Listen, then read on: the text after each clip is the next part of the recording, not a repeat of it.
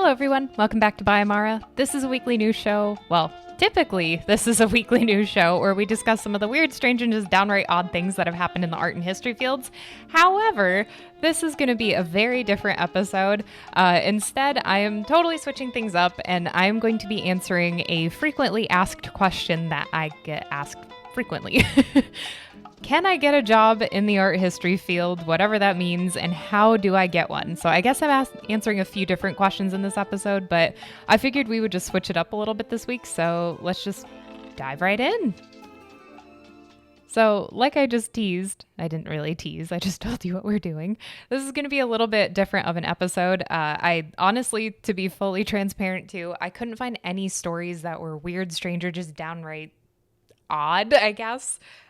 So I am deciding to, answer some frequently asked questions. I do get these a lot actually in my DMs about, how do I get a job in art history? What does that even mean? How do I even get into an art history program? What's grad school like? I have all these various different things. So maybe if you enjoy this video, make sure you like the video so I know that you actually liked it. And if not, then don't listen to these, I guess. I'm maybe going to do more of these types of videos in the future, but we'll see kind of how this pans out. If you do have any questions though, leave them below in the comments.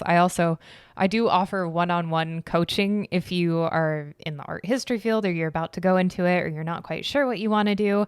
I do have coaching, so the link is in the description below just in case. I'll just say that at the top of the hour because I'll probably forget by the end of this. First though, some life updates, I guess. I don't know. I always like to start the show off a little bit slower. It's kind of like on a Monday morning if you work in an office, I used to, and everybody just takes their sweet time getting into work. Well, I guess in my work environment, it was like that because it was just kind of like, I want to ease into my day. So we're going to ease into the episode. I don't have any story updates from previous episodes. So unfortunately, I don't have anything there. I do just have some life updates, I guess. Last week I talked about how we were doing, sorry, there's a hair tickling my arm. Last week I talked about how we were doing bedroom and bathroom renovations. I keep thinking kitchen, even though our kitchen is totally remodeled, so not the kitchen. Bedroom and bathroom renovations. We were painting the bedroom. We were painting it all white, which has literally been a years long process because I fucked it up a couple years ago. So we're finally getting to it. And now it is an all pristine, beautiful white. We took off. Our house was built in the 50s, so it has some older things to it, like this brown wood. If you're watching this, you can see me gesturing to it. But there are a couple older sort of things that we're slowly but surely modifying. That was in the bedroom. We tried painting it, and it did not turn out well because of my doing. And so we just completely took it off, and the bedroom looks fantastic like that, just nice and white. We have a charcoal accent wall too, which is very lovely. Obviously, we really like gray in this household. We like grayscale. So we're slowly renovating everything to be our nice modern grayscale aesthetic, which is cool. So all of this stuff that was over here, like I said last episode, is now back where it's supposed to be. So thank God. I like to keep things, both of us do, but I like a very clean, clear visual space so then I can actually think about what I'm thinking about versus thinking about all this other shit that's in the way. Our bathroom, we fixed all of the different accents and things that we wanted to, so it's nice and black and white in there, so I love it. There are still a few different things to do, but for now it's looking spectacular, so I'm very happy. So that is done. I personally am not a DIY household project kind of person. I actually did not enjoy the process. I told Jeff he's on his own for the rest of this. I probably will help out, honestly, because that's just, I want to help out. So I said he's on his own, but he won't be, so don't worry. I have a very busy week ahead of me. 2 big shoot dates, in case you have no idea what the fuck I'm talking about. I have a business, Maven, which is videography, and I help small business owners and real estate professionals make social media content. If you need social media content, feel free to reach out. The link is in the description below. Also for my website, whatismaven.com. And I have a really big shoot tomorrow with one of my clients today, as of this, spoiler alert, recording it the day before. Really big shoot. We have a lot of content that we shoot all the time. This Friday, I have a huge shoot that's going to be a house and history tour, which will be really interesting. It's looking at architecture in this one specific town and then documenting the entire house and process and things like that. I don't really know what to expect for that, so that's going to be interesting. And then a bunch of other content that day. So it's a big shooting week, and then next week I have something else. So I don't know. It's really fun though. I don't think of it as work, but it is just a lot at once, where I normally like to try to break things up, but that's fine. Totally doesn't matter. I've also been working on creating some new Etsy shop videos that are on my YouTube channel, which was really fun. I haven't recorded one in a very long time. I started on YouTube doing cooking videos and then also doing these Etsy shop videos because I was literally documenting as I was learning how to have an Etsy sticker shop. And I was just like, this is what I figured out. Here's how to do it. Good luck. They did very well, those videos, and it actually helped people too, which that is honestly the thing that matters most to me, is that it actually helped a person, let alone like 2 or 10 people, is amazing to me. So I made a couple new ones. Only one is out right now. I'm still editing the other one, so that'll be out at some point. Sorry, I'm fiddling with my mic. I should stop. And then Jeff and I recorded another episode of our other podcast, What is Maven, where we talked about patience. And I learned that I am not a patient person at all, like not even remotely. I've been trying to work on that. That's like one of the skills that I would like to get better with. So speaking of patience, you're probably like, can you just get to the heart of this episode right now? And yes, we will get into it. Let's just get into it now. So yeah, those are just all my life updates. I'm just blabbing. So let's get into the episode. Normally I'd have transition music, but I don't need it right now. So we're just going to get straight into it. So the heart of this episode is what to do with an art history degree. That's kind of the main premise of this video. So what do you do after you've graduated, whether with your bachelor's or your grad degree or whatever? What do you do? What can you do? What are you able to do? do. In this video, we are going to talk about kind of the skills that you're going to get and also some career paths for you. I have a couple of questions maybe to prompt you, hopefully make you think about it a little bit, think about what you did. And I'm also going to talk about my journey a little bit just because it's very kind of everywhere. So to start off with, what is an art history degree, or I guess what is available to you and what kind of skills do you get? There are technically like 3 different levels of art history degrees. I say technically because you can kind of count like postdoctoral fellowships and research as something, but essentially there's bachelor's, master's, PhD. That'll depend on your country and everything, but I'm just talking about the United States specifically right now. Bachelor's, master's, PhD, and then, like I said, postdoctoral fellowship, whatever. It's kind of like another level. So those are sort of the main degree programs. You can get like a certificate or a minor in art history if you feel like it. It kind of doesn't really make sense to in a way, but that's totally up to you. You do whatever you want with your money. And what do you learn or study in the program? A lot, surprisingly. I had changed my major a bunch. I was going to start with illustration, and then I went into fashion design, and then I went back to illustration, but then like graphic design and art direction and stuff like that. And then I was going to get a major or a minor in art history. And then I was like, why would I do that when I could just get the whole major? So I switched over to the dark side and it was very fun. But essentially what you're doing with an art history degree is you're learning how to synthesize a lot of information for one specific thing. So you're learning how to read an artwork, no matter what that means. You could do like traditional painting, sculpture, you could do performance art even, you could do audible arts, you could do a wide variety of different arts, like the plastic arts and things like that. Looking at it and being able to synthesize a variety of different things that surround it. So like, what is the context to this piece? Why did this person make this? What does it look like? How do I describe what it looks like? Various different things. I keep looking at my notes because I could go off on all these tangents. I have like a nice little list that will keep me nice and concise, so I'm not talking for 100 million years as I am doing right now. But basically, it's just to synthesize all of that, and then also looking at theoretical ideologies and principles and life philosophies, even how those can tie into the moment that this art object was created, or that this artwork or whatever. And I'm saying artwork, but I genuinely mean just like all types of art. When this was created, and what does that mean for the object itself? So looking at all of those different ideas and applying it to this one specific piece. So then what kind of skills do you receive in an art history program? Like I said, a lot. It is very surprising. So I have a list right here. I'm just going to read it off really quickly.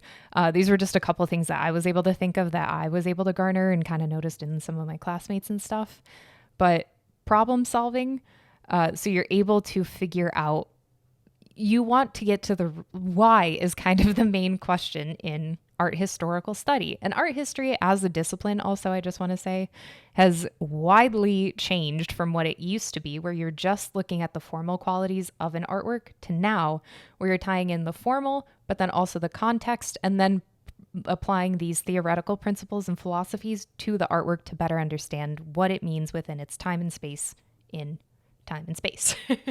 So problem solving is the kind of the main thing that I could think of, where it was like, okay, well, why is this? Why was this created? What is this? How did this come to be? You kind of ask those guiding principles, and then that can lead you everywhere, which is really cool. So problem solving.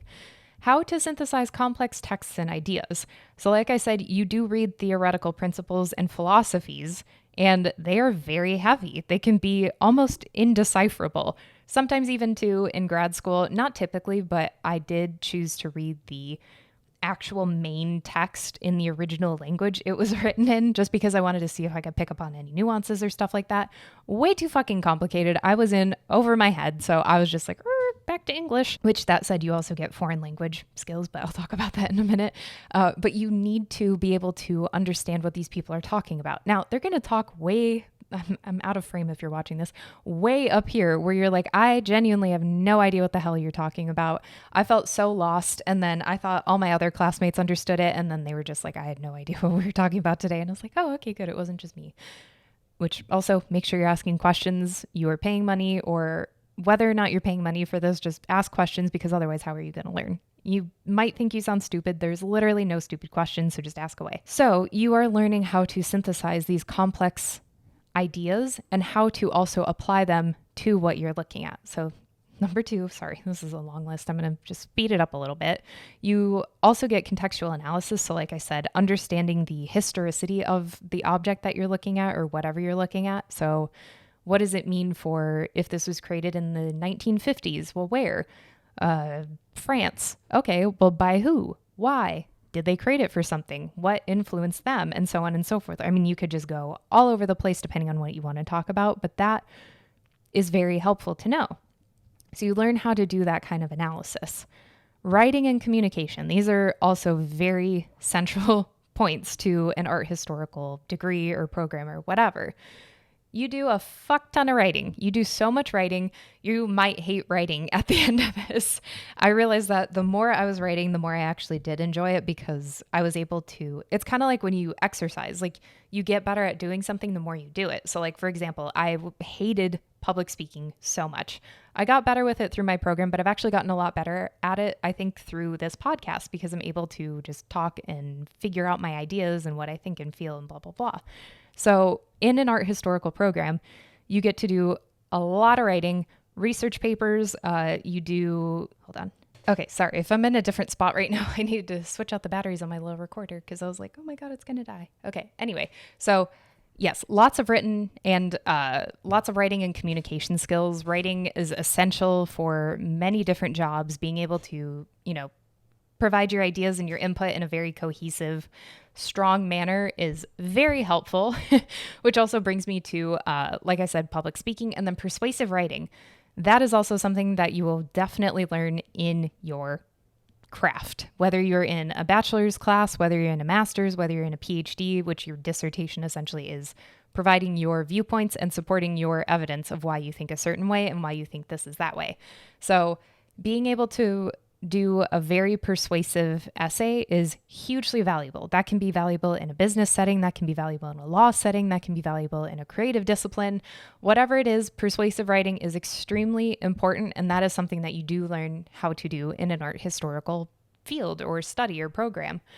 Research skills, huge. Again, I love doing research. That was like one of the main things that I absolutely love. Just getting so into the weeds in something that it just doesn't even matter and just getting so far into the library, you don't even know where the fuck you are. You're like in the restricted section in Harry Potter. Like you're getting to some weird shit.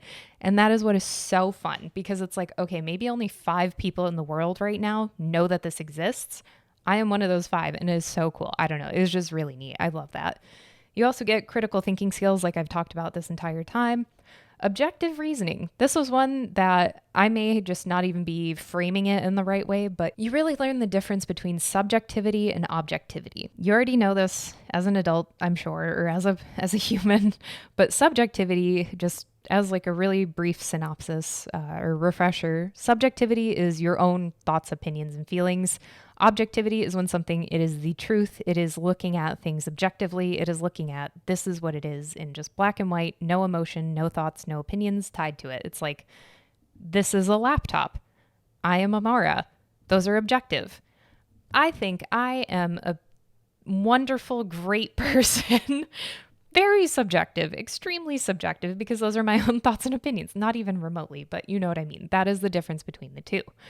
So objective reasoning is when you get to look at the objective principles, which ties into formal analysis and contextual analysis.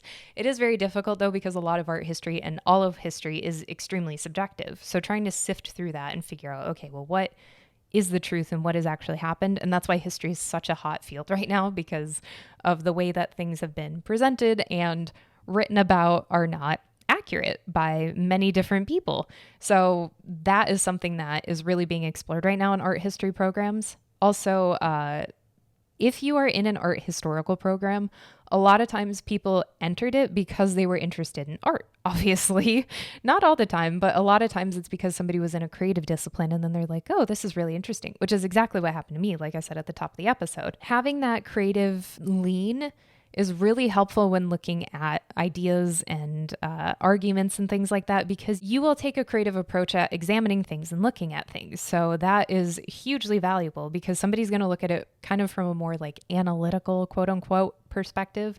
You could look at something a totally different way or try a totally different approach to something that maybe somebody else from another discipline would never think about. Like I teased, also foreign language skills. I took a lot of foreign languages just because I actually also, I wanted to be a spy. That sounds so dumb to say it out loud, but I was like, ooh, espionage, that's kind of fun. But I wanted to learn as many different languages as possible, just because I want to travel everywhere and just be able to communicate with a bunch of different people. And like I said, read source texts.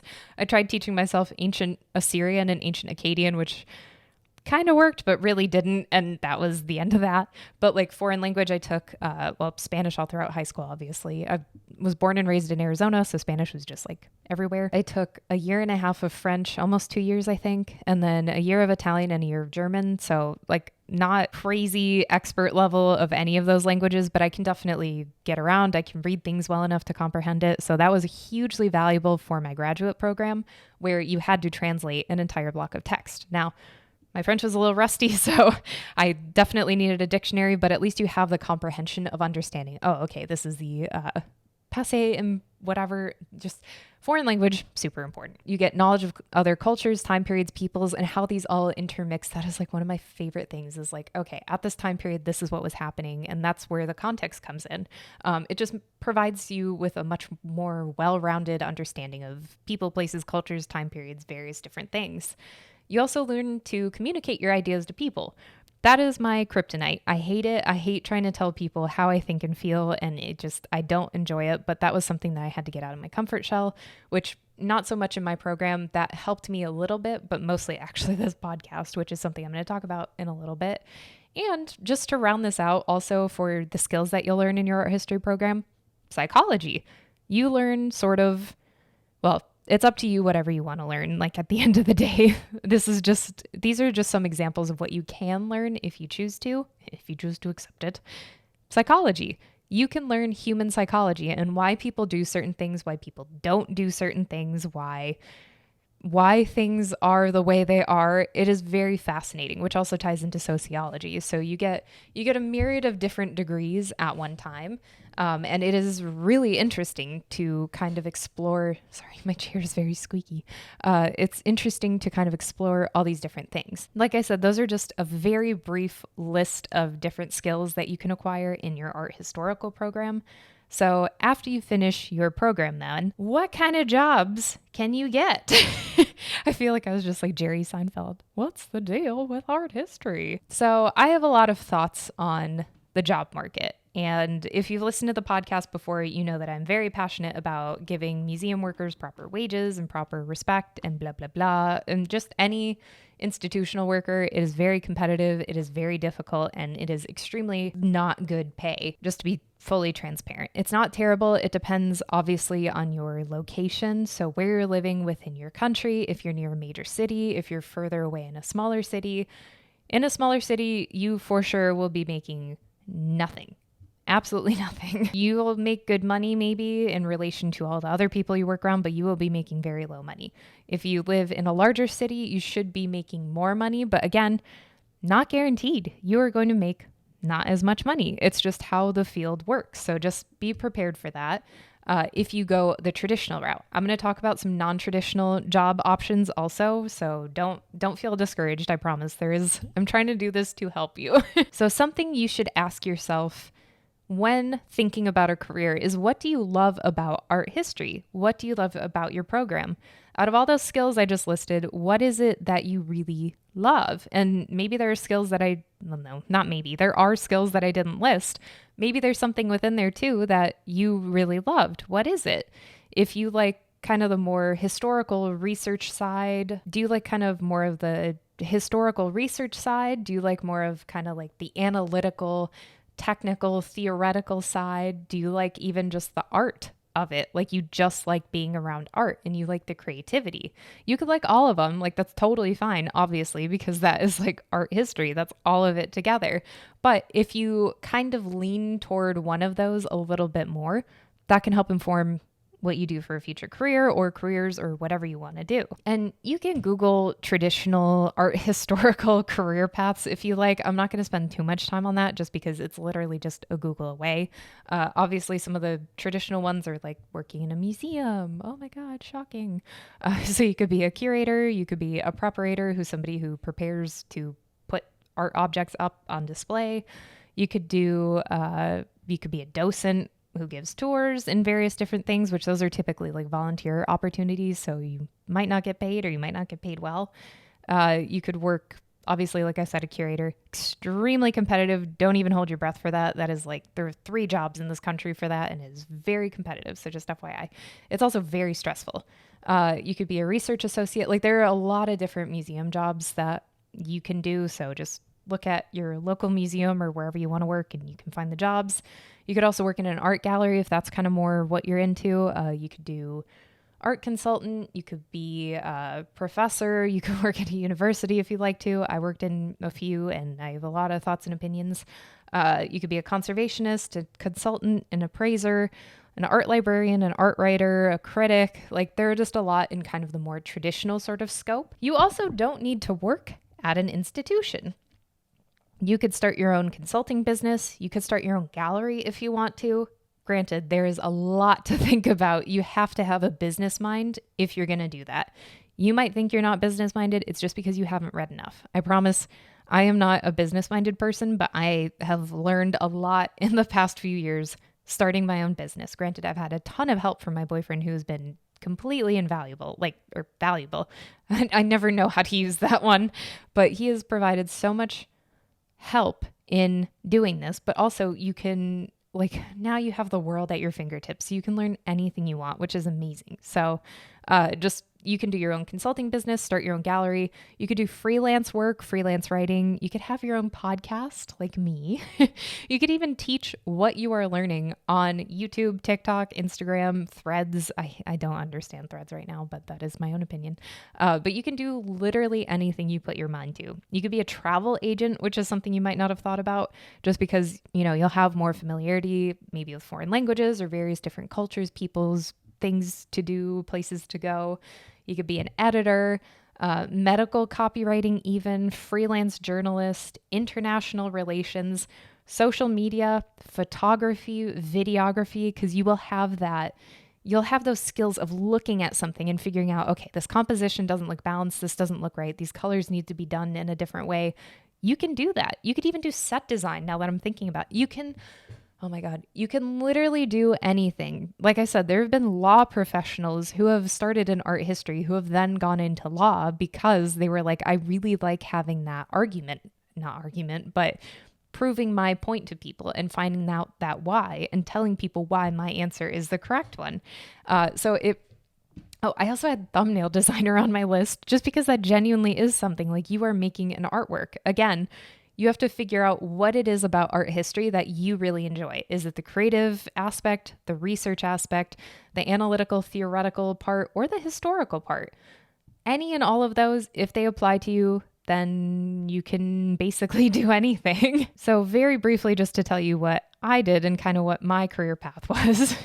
It's a little messy, so I'm giving you an extremely brief look at everything. But I basically, like I said, I started in illustration and I was like, okay, I don't know if I can do this. I don't know if I'm cut out for this. Everybody else is way more talented than I am. Then I switched over to fashion design, and then I was like, okay, I don't really love this. This isn't my jam. I moved back over to like illustration graphic design, hated it, realized it was super competitive. Everything is competitive, but it just wasn't what I wanted to do. Then I went to art direction, and I was like, I'm only into this because it would make way more money, and I don't care that much about it, honestly. So then, like I said, minored in art history, and then I was like, I should just be a major in art history. What am I doing? So I switched to that, loved it, was totally into it, and then I finished my undergrad program.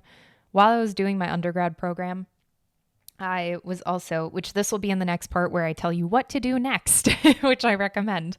But I was doing a variety of different volunteer work to kind of see, okay, well, what do I want to do with my life? Like, I have no idea. I'm 21, 22, whatever. So I was just like, okay, I'm going to volunteer as a docent. So I did that for a little bit.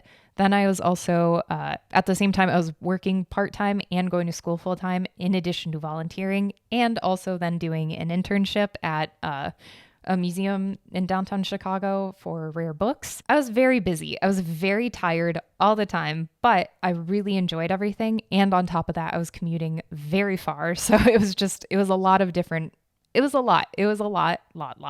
But I was able to figure out, okay, I don't like this. I like this. I hate that. Oh, I really want to do this.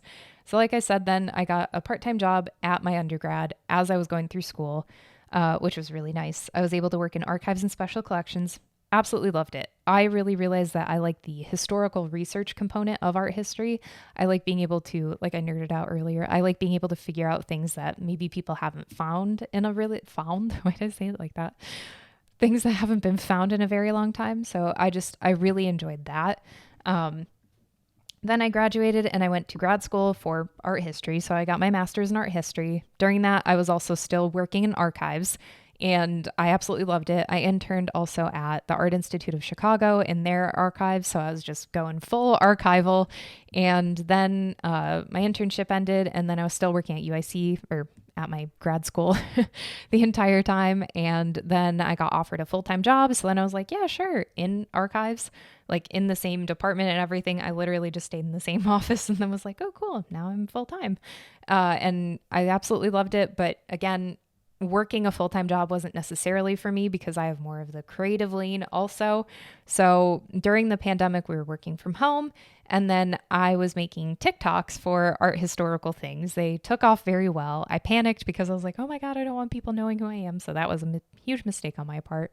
But then one of my professors from my undergrad saw the TikToks and she's like, hey, would you like to teach? Like, I see that I really like your videos. I see that you're doing this. Do you want to teach? And I was like, oh my God, no. And then I said yes, eventually. So I was an art history teacher also.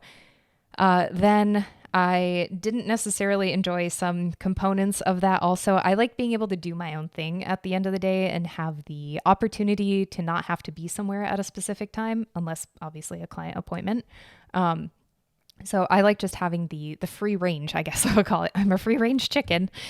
So now I have a videography business, like I teased at the beginning, for social media, and I love it. I have so much fun with that. I do YouTube videos. I have this podcast. I have another podcast with my boyfriend where we talk about business. It's called What is Maven? And it's essentially just to give you the kick in the pants you need to get started on your week and like kick ass.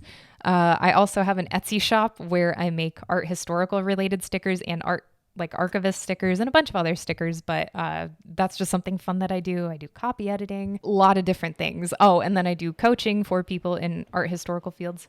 Ooh, it's like raining really hard right now.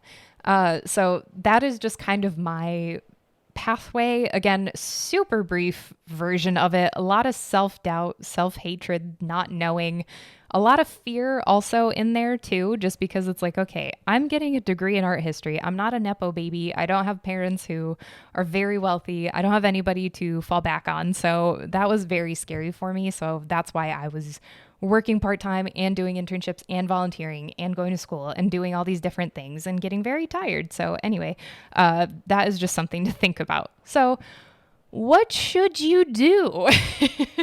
Sorry, this is very long-winded, but I hope it's at least helping you a little bit.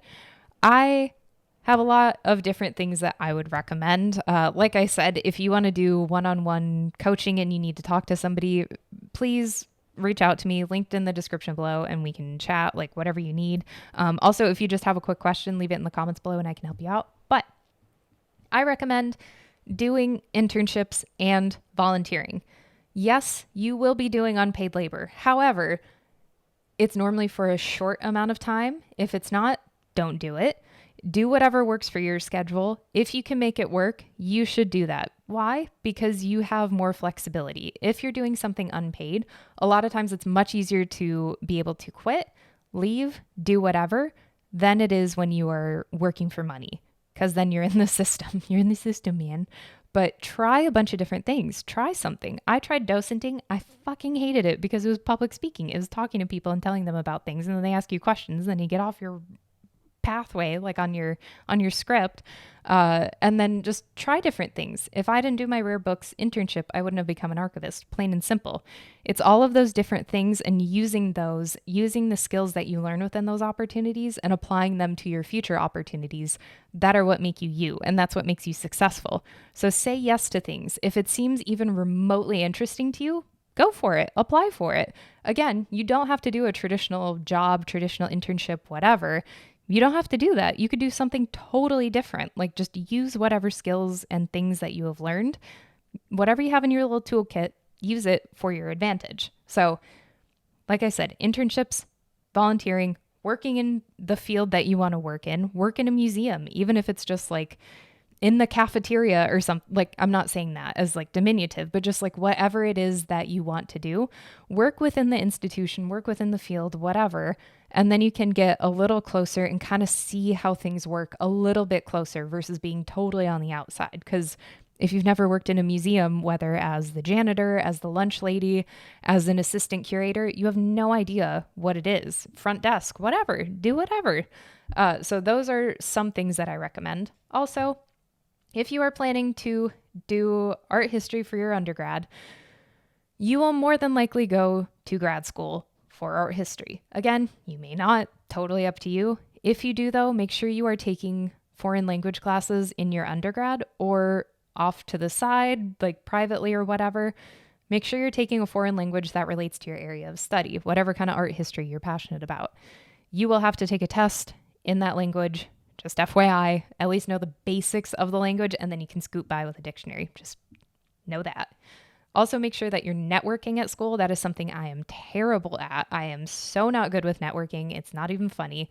I would love to be better at it, but I am not. I'm very shy. I get awkward. I don't enjoy it.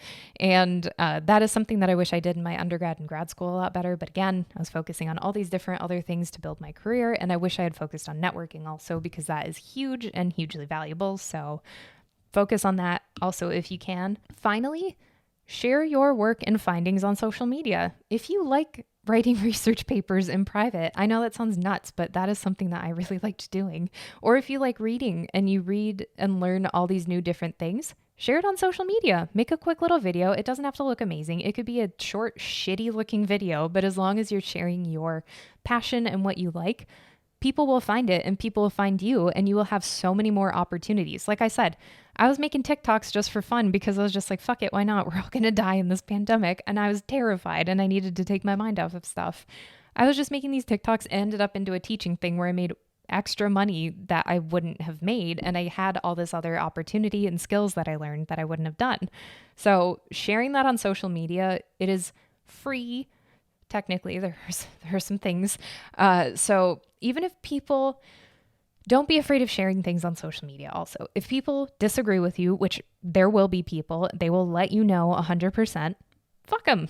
Like, just Okay, cool. That's their opinion. You have your opinion too. And if you get anything wrong, like a year, a person, whatever, okay, cool. Just be like, thanks for letting me know. End of story. I'm so sick of people feeling like they can't learn and they can't make a mistake. You can make as many mistakes as you want. Just own up to them.